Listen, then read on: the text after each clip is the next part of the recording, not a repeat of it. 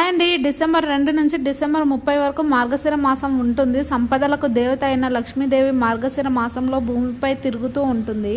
ఈ మార్గశిర మాసంలో లక్ష్మీ గురువారాలని 4 గురువారాలు అయితే వచ్చాయి. ఈ గురువారాలకు చాలా ప్రత్యేకత ఉంటుంది.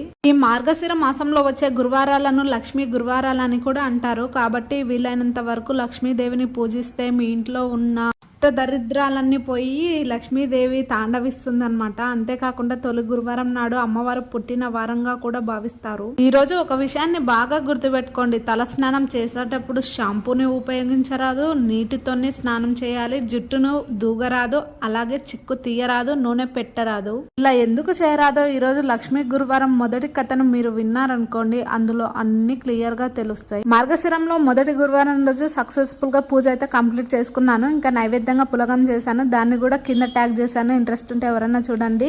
లాంగ్ వీడియో ఈవినింగ్ 7కి వస్తుంది. ఉంటాను.